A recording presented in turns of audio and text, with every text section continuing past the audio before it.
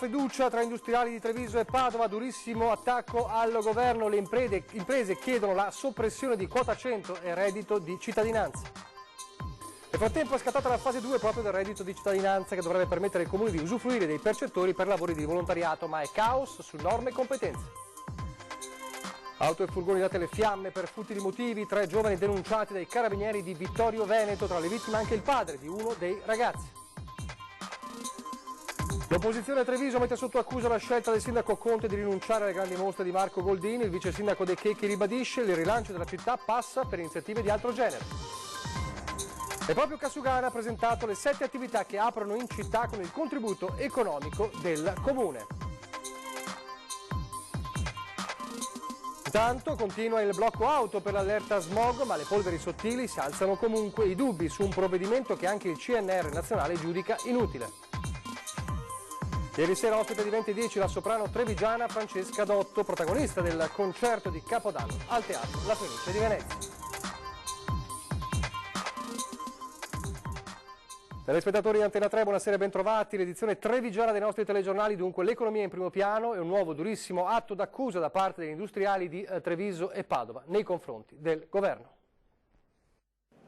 Produzione, ordini piatti, quadro internazionale tossico dalla Brexit all'Iran, ma soprattutto crollo verticale della fiducia. È una fotografia impietosa quella scattata da Assindustria Veneto Centro, reduce da un'analisi a campione su ben 576 aziende tra Treviso e Padova. A sostenere che il 2020 sarà un anno incerto sono più di 7 imprenditori su 10, per gli altri sarà negativo, fatta eccezione per pochi inguaribili ottimisti, il 6%, il minimo dall'inizio della rilevazione nel 2017. Per la numero 1 degli industriali sale lo spread della sfiducia. Il vero spread è la sfiducia, ovvero sia noi parliamo sempre dal punto di vista finanziario di spread, ma quel differenziale che di fatto muove l'economia è rappresentato appunto dalla fiducia. Addirittura di ultima chiamata per l'industria parla il vice di Piovesana, il padovano Massimo Finco. Siamo tornati a crescita zero, ma la politica parla d'altro, tuona contro i palazzi del potere. Da qui la proposta immediata al governo, stop a quota 100 e reddito di cittadinanza per finanziare un drastico taglio al cuneo fiscale. Noi pensiamo che serve effettivamente un ripensare a quelle che sono state le politiche e le iniziative che il governo ha fatto in questi ultimi anni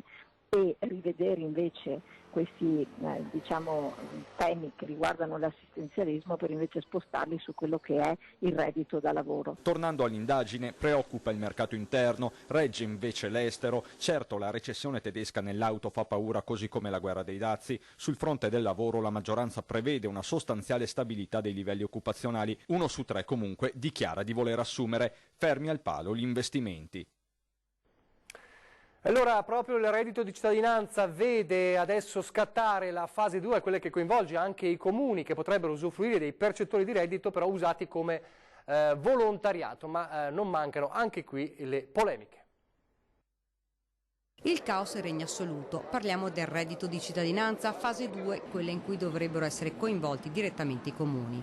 Un dato per ora è certo, le domande pervenute nei 37 comuni dell'ex ULSS 9 sono 2.366, di cui 860 circa sono le persone che dovrebbero essere impiegate in lavori socialmente utili, ma qualcosa non torna. Il decreto attuativo riguardo a cosa i comuni devono fare, quindi il progetto sociale da proporre a questi casi, è uscito l'8 di gennaio e quindi adesso i comuni dovranno iniziare a fare la progettazione. Forse non è stata pensata nel giusto ordine cronologico e probabilmente anche su questo fronte bisognava fare tesoro di quella che era l'esperienza, bisognava sentire i comuni in primis e non calare le misure dall'alto ma costruirle dal basso, con chi vive ogni giorno con le difficoltà e conosce bene gli utenti. Al momento non ci sono dati scorporati, spiega Tessarolo, non si sa quanti utenti siano in carico ai singoli comuni.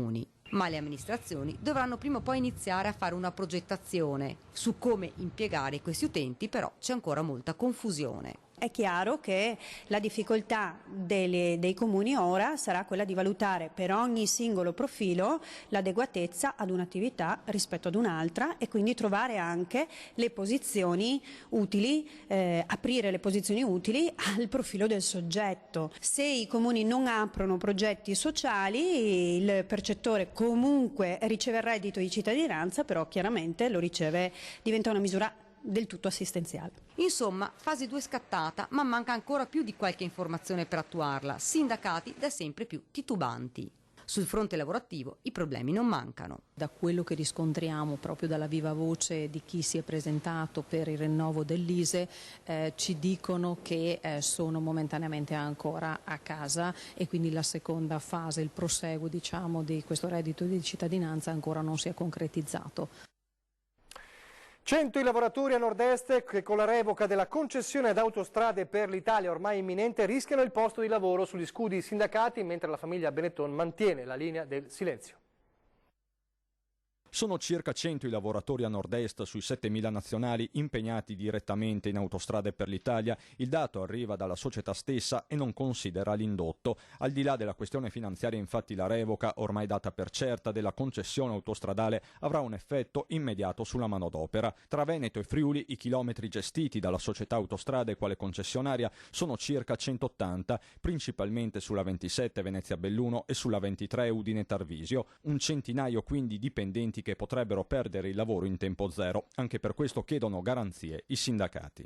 Per quanto riguarda i lavoratori coinvolti, non sono pochi, e stiamo tentando appunto di provare a fare un po' il punto della situazione, di chiedere gli incontri ai responsabili in modo tale da affrontare anche le eventuali ricadute nella maniera migliore possibile. Resta la partita finanziaria. Autostrade per l'Italia è controllata da Atlantia, gruppo che a sua volta è partecipato con il 30% dalla famiglia Benetton, che tramite ufficio stampa ribadisce la linea del silenzio, rotto recentemente dal patron Luciano solo per commentare le notizie dei report falsi, dei sensori guasti, degli omessi controlli. Con una lettera aperta su alcune testate nazionali, Benetton aveva definito il management non idoneo. Con la revoca della concessione, Atlantia nel suo complesso non sarebbe però a rischio fallimento. Certo, si aprirebbe un biennio di pesante ristrutturazione e i segnali in borsa continuano a non essere buoni.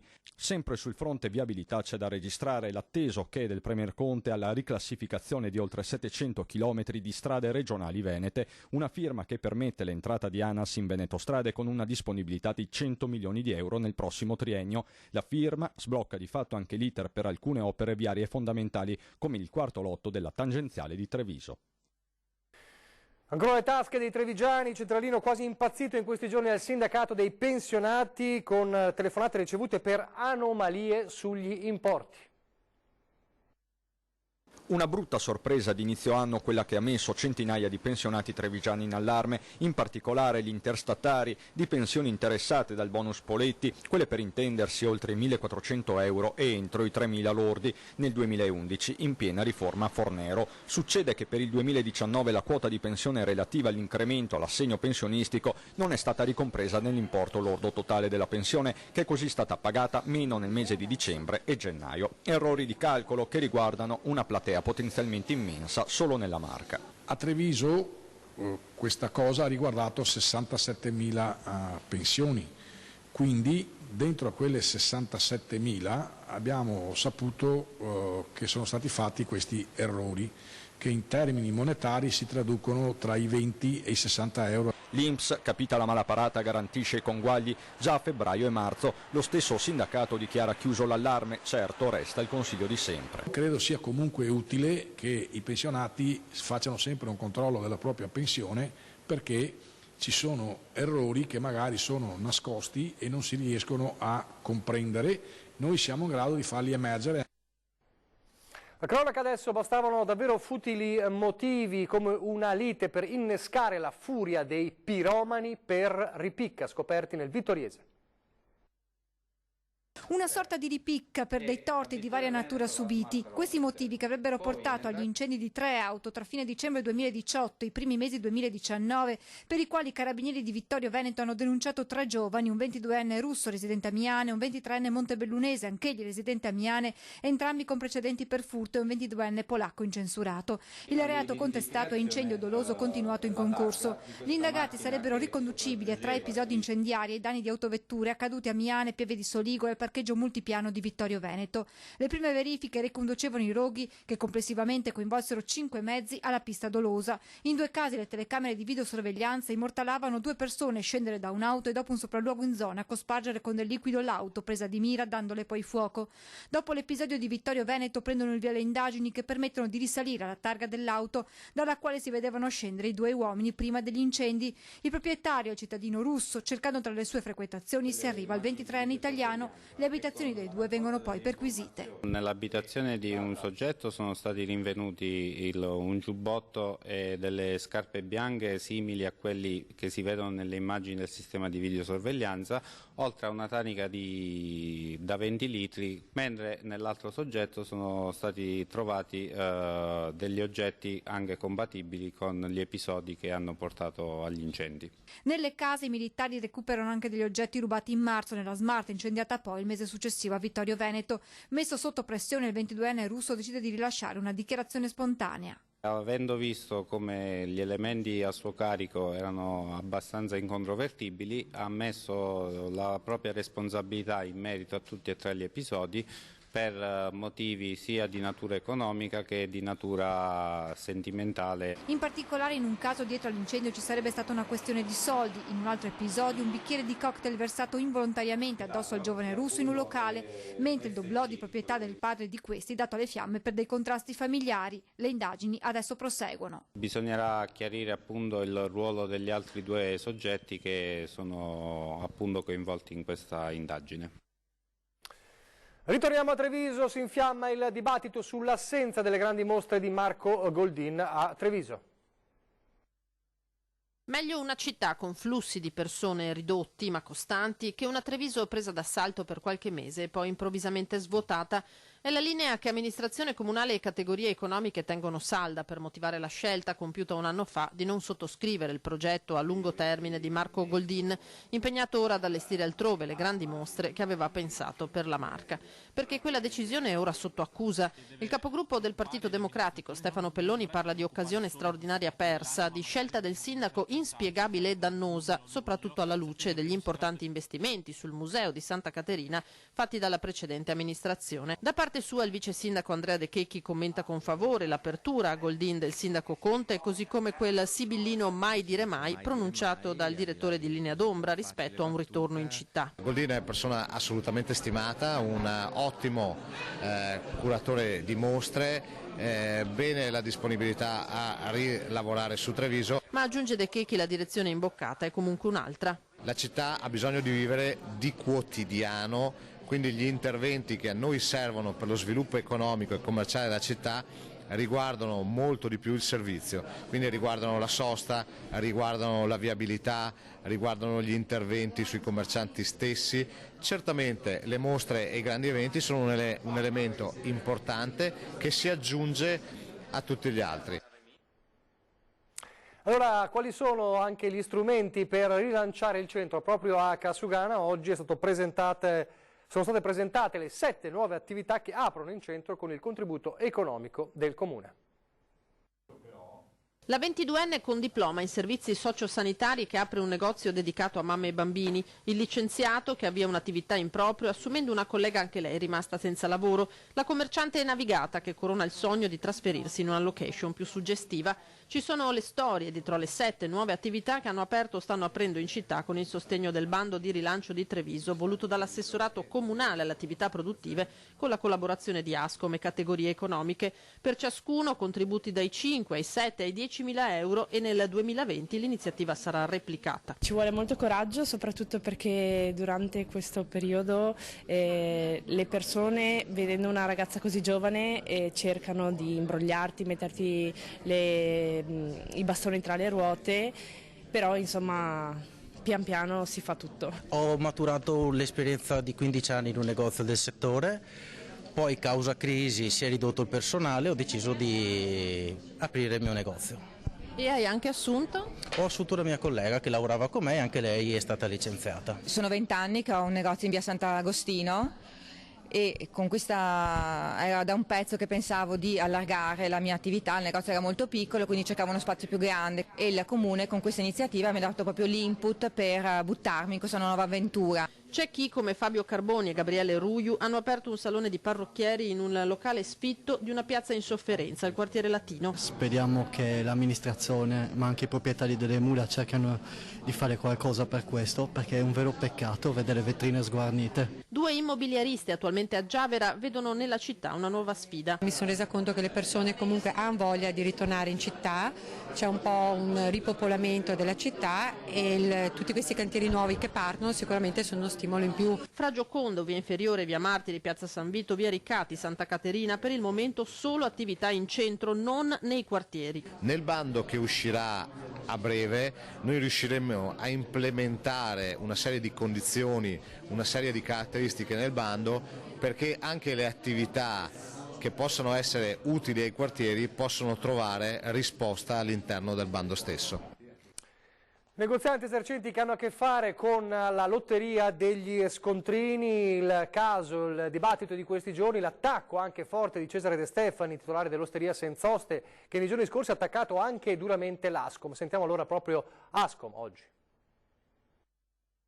Mi chiedo come mai le associazioni di categoria, ancor più la mia associazione, l'Ascom, la Confcommercio e tutte le associazioni di categoria, gli artigiani, non protestino in modo vivace. Cesare De Stefani dell'Osteria Senz'Oste non aveva risparmiato un duro attacco all'Ascom, sua associazione di categoria, a farlo infuriare la lotteria degli scontrini, pensata dal governo per combattere l'evasione fiscale che dovrebbe vedere la luce a luglio. Quello che contesta De Stefani è l'impegno burocratico in termini di tempo richiesto agli esercenti, considerazioni che trovano d'accordo anche il presidente di Ascom Capraro.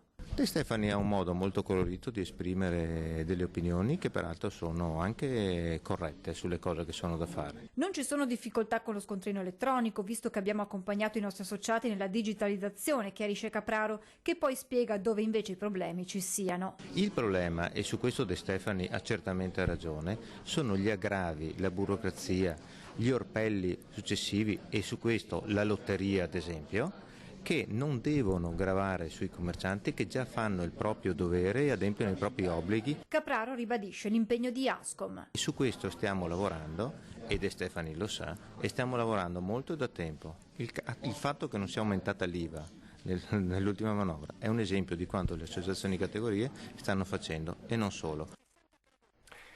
In centro intanto continua il blocco auto per l'allerta rossa smog, ma le PM10 continuano ad alzarsi, quasi confermando le parole a livello nazionale oggi del direttore del Consiglio Nazionale della Ricerca, il CNR, secondo il quale i blocchi smog in generale sono inutili.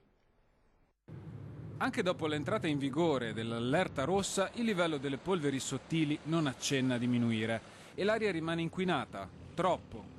I dati rilevati dalla stazione ARPAV di via Lancieri di Novara parlano chiaro. Martedì 14, primo giorno di applicazione del divieto più stringente, con blocco non solo dei veicoli privati a benzina Euro 0 e 1 e diesel fino a Euro 4, ma anche di quelli commerciali a gasolio fino a Euro 4, si nota come il livello di PM10 invece di scendere sia addirittura quasi raddoppiato rispetto al giorno prima. 102 microgrammi per metro cubo. Un'aria che la stessa classificazione ufficiale, senza troppi giri di parole, qualifica come pessima. Peggio solo lunedì 6 e martedì 7 con i fumi del Panevin.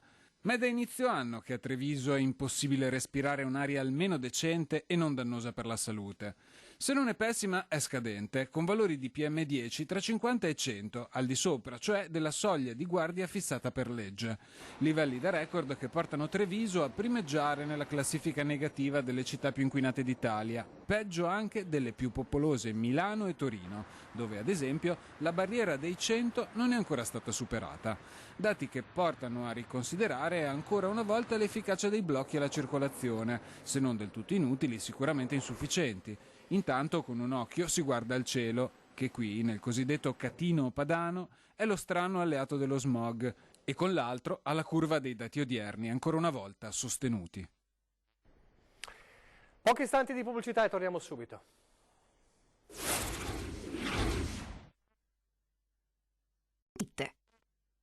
Eccoci in studio in diretta il telegiornale di Treviso. Stamane il giornalista e scrittore Ezio Mauro al Max Planck di Lancenigo per parlare ai ragazzi di storia, ma non solo. Le paure delle persone sono state blandite, sono state incoraggiate. La politica è stata inventata per risolvere le paure delle persone, non per emanciparli dalle paure ai cittadini, non per tenerli dentro. Far leva sulle paure della gente per raccogliere consenso elettorale, all'ITIS Max Planck di Lancenigo per raccontare attraverso le pagine del suo libro La storia del muro di Berlino, Ezio Mauro, già direttore e ora editorialista di Repubblica, parla di politica, della Lega e delle prossime elezioni regionali. Zaia lo conosco, è sicuramente molto vitale, ha un'energia politica molto forte. Il centrosinistra porta anche qui quella che è un po' l'incognita di questa fase, un partito che si addossa una responsabilità nel caso del governo nazionale e però che ha delle difficoltà a dire che cos'è, che cosa vuole. Lo sguardo sull'oggi, poi in Aula Magna lo sguardo sui fatti che 30 anni fa cambiarono l'Europa e il mondo. Partendo dal suo libro i ragazzi potranno conoscere questa storia che non hanno vissuto e potranno capire sia la quotidianità sia la grande storia. Una platea di giovanissimi che non sono esentati, malgrado si tratti di un istituto tecnico, dal leggere e formarsi una propria capacità critica. Ho notato anche molto nella mia generazione che le persone tendono molto meno a leggere i libri e stare più davanti al telefono e sui social. Cosa ti ha colpito di questo libro? Mi ha colpito soprattutto il racconto di come effettivamente una parte di storia così importante non venga conosciuta oggi dai ragazzi. Mi ha fatto pensare se anch'io avrei avuto il coraggio di fare la stessa cosa. Le sue radici trevigiane, ma anche l'emozione per il concerto di Capodanno alla Fenice di Venezia. Ieri sera 20:10 il soprano Francesca Dotto.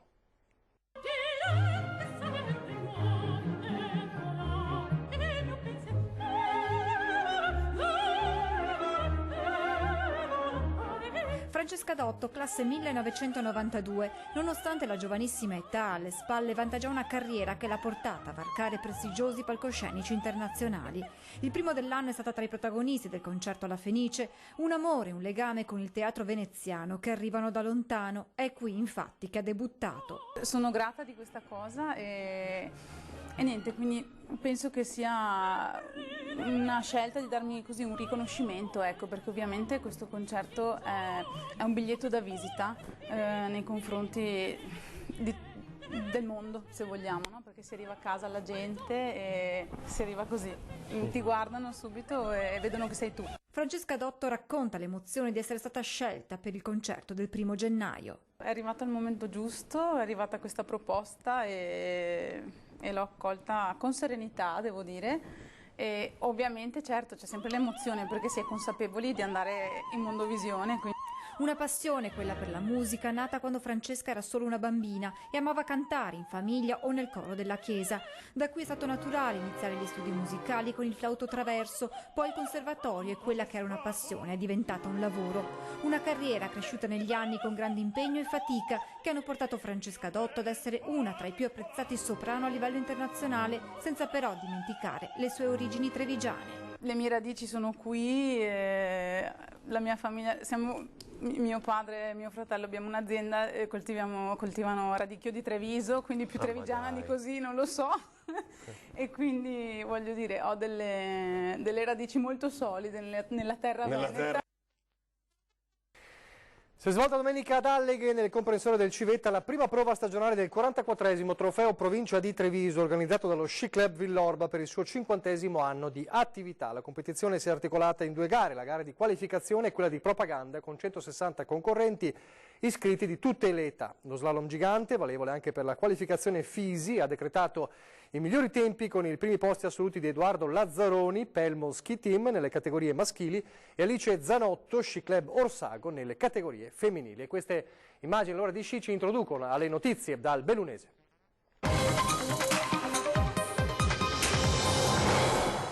Ricorderete sicuramente il caso delle sanzioni alle auto con targa straniera di proprietà dei lavoratori stagionali che rientravano in Italia. Bene, una importante sentenza del giudice di pace di Belluno. 31 dicembre mi ferma la stradale con la macchina di mio suocero targata tedesca che porto il figlio all'aeroporto, mi dà una multa di 500 euro che pago subito, mi sequestrano l'auto. Voi non avete idea la trafila che devo fare per sta storia qua. 5 gennaio 2019, a distanza di poche settimane dall'entrata in vigore delle modifiche al codice della strada introdotte dal decreto sicurezza, in redazione arriva lo sfogo del coneglianese Sergio Bortolotto. Come lui, da allora le multe sono contestate da tutti i lavoratori stagionali. In Val di Zoldo, patria dei gelatieri, scatta la rivolta e a capitanarla è il sindaco Camillo De Pellegrin, che si rivolge alla politica nazionale affinché venga posto rimedio a quella che viene definita una vera e propria ingiustizia. A un anno di distanza la protesta non pare infondata. Il giudice di pace di Belluno, Fabrizio Schioppa, ha cancellato la multa di 712 euro inflitta dai carabinieri a un gelatiere zoldano. Secondo Schioppa sarebbe discriminatoria e non corrispondente a giustizia. E a lui il sindaco di Val di Zoldo ha espresso il proprio plauso per il coraggio e la caparbietà. Conferma questa sentenza tutti i principi, i presupposti e le analisi che io e la mia responsabile del comune Adina Maier abbiamo fatto negli ultimi 18 mesi rispetto a un decreto che discrimina in maniera palese diritti e viola principi europei, come appunto si evince chiaramente dalle motivazioni della sentenza. È un punto di partenza. L'intento del decreto era quello di dare una stretta ai cosiddetti furbetti della targa straniera, quei cittadini cioè che girando su auto registrate all'estero potenzialmente potrebbero evadere le tasse automobilistiche italiane e sottrarsi al pagamento delle multe. La norma nel suo insieme è legittima, ma viola nella fattispecie le leggi europee di libera circolazione dei lavoratori subordinati. E proprio su questo punto l'Unione Europea sarebbe già pronta a emettere una procedura di infrazione. È già in atto, è già in corso una procedura di infrazione nei confronti dell'Italia per questa norma, perché noi possiamo anche far finta di trattare la materia come se fosse un piccolo problema di un comune della provincia di Belluno, che poi così non è, ma di fatto questa norma viola dei principi e l'Unione Europea si è già messa in moto per punirci, per sanzionarci. Una notizia di cronaca giudiziaria che ha dell'inquietante, la leggiamo dal sito del Gazzettino. Tabaccaia perseguitata a Feltre, a tua figlia ci penserà Allah, e poi mima di tagliarle la gola. Il protagonista è un 32enne, Taufik Cilali, marocchino, accusato di stalking nei confronti appunto di una tabaccaia, e avrebbe ripetuto in più occasioni al papà di questa tabaccaia a Feltre: a tua figlia ci penserà Allah, mimando quindi il taglio della gola. L'uomo è stato sottoposto alla misura di sicurezza di presentarsi 3 volte alla settimana in psichiatria e il PM Sandra Rossi ha chiesto la conferma. Dunque questa notizia appunto che riguarda questo caso di stalking che ha dell'inquietante. Adesso invece l'ultima proroga per i bandi europei di sostegno alla riqualificazione dell'offerta ricettiva montana, quindi gli alberghi. Arriva un appello importante dell'assessore regionale al turismo direttamente ai sindaci.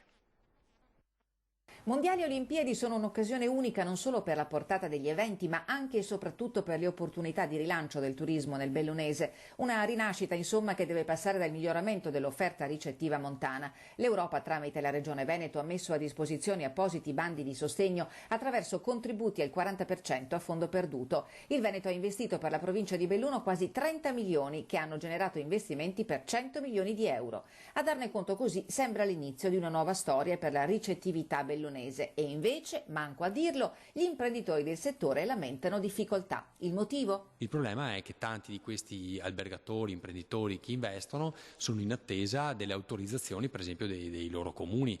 Mi rendo conto che in montagna ci sono comuni anche di piccole dimensioni che hanno difficoltà a smaltire le pratiche, ed è per questo motivo che noi abbiamo dato una proroga di questi termini per permettere a questi albergatori di presentare le carte. Insomma, ancora intoppi burocratici che rischiano di far saltare il banco, perché i fondi sono sì cofinanziati dalla Regione Veneto, ma sono europei e perciò vincolati. Dobbiamo rendere conto all'Unione Europea e quindi a un certo punto vanno spesi. Se non si spendono il rischio è di perderli.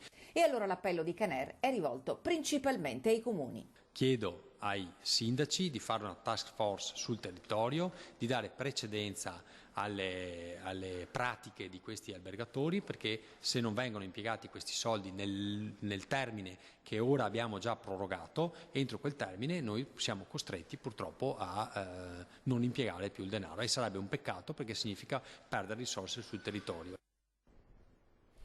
Siamo davvero in chiusura, vi lascio al meteo, grazie per averci seguito, arrivederci.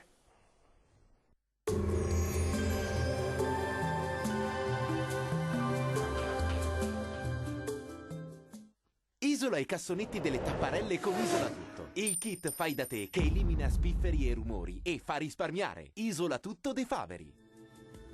Bentrovati al meteo. Proseguirà ancora per qualche giorno il dominio anticiclonico. Nel weekend poi arriverà la tanto attesa pioggia. Giovedì intanto ancora tempo stabile. Vediamo la situazione nel dettaglio. Sul Veneto sarà asciutto e soleggiato, con cielo al massimo poco nuvoloso, salvo per nubi basse e locali nebbie sulle pianure, localmente anche persistenti un po' per tutto l'arco della giornata. Temperature minime tra -6 e 2 gradi, valori massimi compresi invece tra 7 e 10 gradi. Ci spostiamo ora sul Friuli Venezia Giulia, anche qui sarà soleggiato dappertutto, solo con qualche addensamento, ma senza ulteriori conseguenze. Temperature minime tra 1 e 7 gradi, massime sui 10-11 gradi. Uno sguardo infine al Trentino Alto Adige. Anche qui sarà ampiamente soleggiato dappertutto, il cielo si presenterà sereno o velato su tutti i settori. Temperature minime sotto zero, massime fino a 9 gradi all'incirca. Dal meteo di Antenna 3 per ora è tutto, grazie per l'attenzione, arrivederci al prossimo aggiornamento.